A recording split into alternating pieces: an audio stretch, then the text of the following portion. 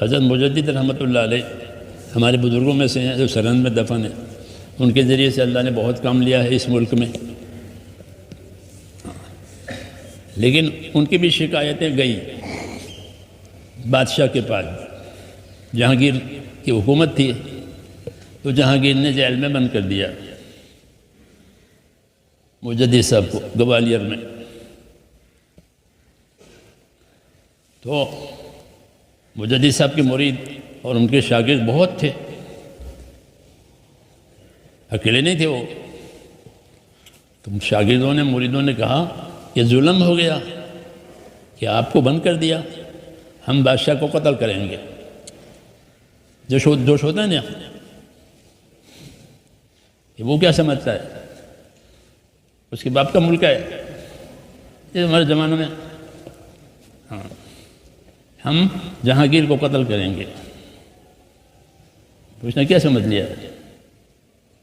تو حضرت مجدد صاحب نے فرمایا کہ اس کو قتل مت کرو۔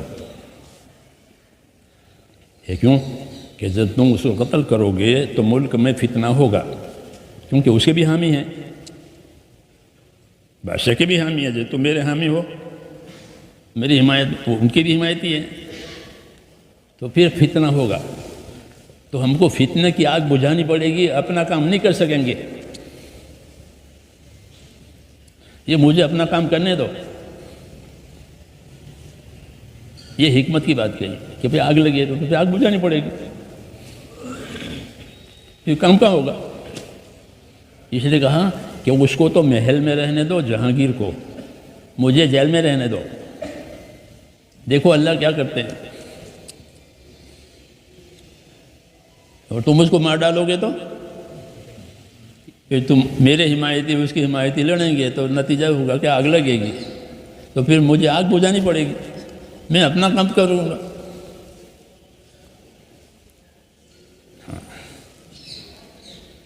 تو ایسے یہ فتنوں کے زمانے میں فتنے کھڑے ہوتے ہیں، تو فتنوں کی آگ بجھے گی تو اپنا کام نہیں ہونے کا۔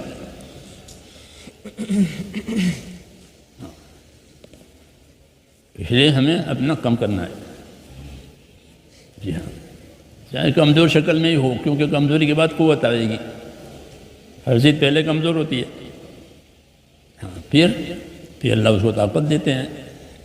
تو اسے ہر کام پہلے کمزور، پھر دھیرے دھیرے وہ اللہ کی طاقت سے اللہ تعالیٰ اس کام کو بھی طاقت پہنچائے گا، اس کی رکاوٹیں ختم ہو جائے گی، اس کی مددیں آئے گی، اس کی برکتیں آئے گی، یہ ہونے والا ہے۔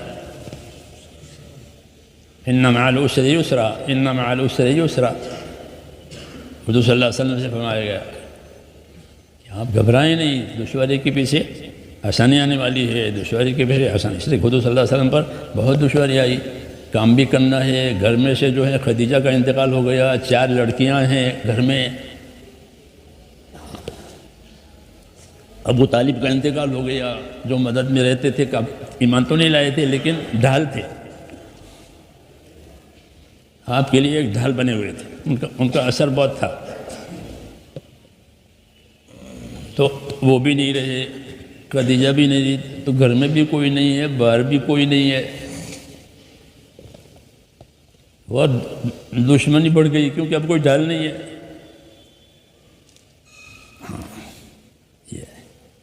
اور حکم بھی آیا 3 سال کے بعد کہ کھل کے دعوت دیجیے، پہلے چھپ کے دعوت دیتے تھے، تو حکم آیا کہ کھل کے دعوت دو، اور گھر میں کوئی نہیں ہے، اور وہ ڈال جو بنے ہوئے تھے چچا وہ بھی اڑ گئے۔ ایسا ہوا ایک دم، دونوں صدمے آ گئے، اس لیے اس سال کو عام الحزن کہا گیا، غم کا سال۔ اب کون سہارا ہے کہ اللہ سہارا ہے، اللہ سہارا ہے۔ آپ کام کرو، واللہ یعصمک من الناس، اللہ لوگوں سے آپ کی حفاظت کرے گا، اللہ نے یہ کہا، اللہ لوگوں سے آپ کو بچائے گا، آپ کام کرو، واللہ یعصمک من الناس۔ جب یہ آیت اتری تو جو اپنی نگرانی کرتے تھے آپ کی حفاظت کے لیے، ان کو حضور نے چھٹی دے دی کہ تم چلے جاؤ، کیوں کہ میرے اللہ نے میری حفاظت کی ذمہ داری لے لی ہے۔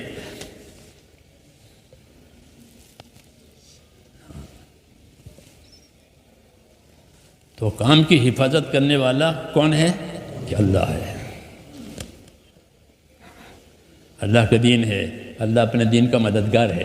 واللہ ناصر دین ہی، حضور نے کہا کہ واللہ ناصر دین ہی، اللہ اپنے دین کا مددگار ہے۔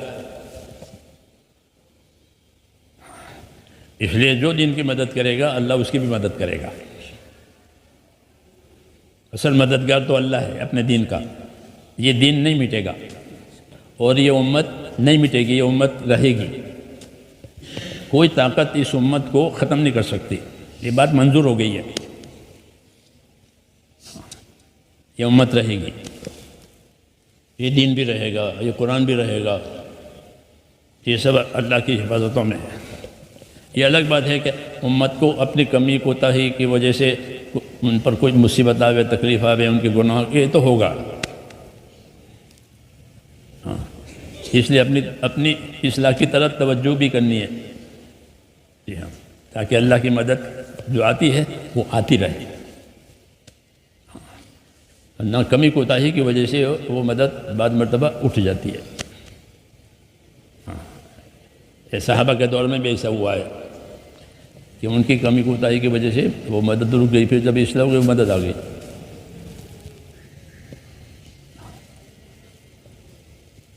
تو یہ کوئی انہونی بات نہیں ہے، ایسی چیزیں ہوتی رہے گی۔ نبیوں کے دشمن ہوں گے جنات بھی، نبیوں کے دشمن ہوں گے انسان بھی، یہ آپ کو پہلے سے بتایا گیا۔ تو کہ نبی نہ گھبراوے، نبی نہ گھبراوے، کیوں کہ اللہ مدد کرنے کے لیے کافی ہے۔ وَكَذَلِكَ جَعَلْنَا لِكُلِّ نَبِيٍّ عَدُوًّا مِّنَ الْمُجْرِمِينَ وَكَفَىٰ بِرَبِّكَ هَادِيًا وَنَصِيرًا، کہ اللہ مدد کے لیے کافی ہے، ہدایت دینے کے لیے اللہ کافی ہے، اسی کے حد میں ہے۔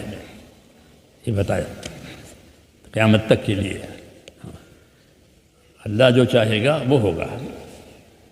زمین آسمان میں کوئی دوسرا خالق نہیں ہے، کوئی دوسرا مالک نہیں ہے، یہ طے ہے بات۔ تو اس لیے میرے دوستو، میں یہ کہ امت میں اللہ نے بہت صلاحیتیں رکھی ہے۔ ایک ایک آدمی، اور نبی اپنی دعوت میں یہ چاہتا ہے کہ یہ صلاحیتیں حق پر لگے، نہیں تو یہ برباد ہو جائے گی۔ ہاں، دنیا کمانے میں، دنیا کے استعمال کرنے میں یہ برباد ہوگی، دنیا کی زینت کی وجہ سے برباد ہوگی یا دنیا داری کی محنت کی وجہ سے برباد ہوگی، کہ یہ صلاحیتیں حق پر لگ جائیں۔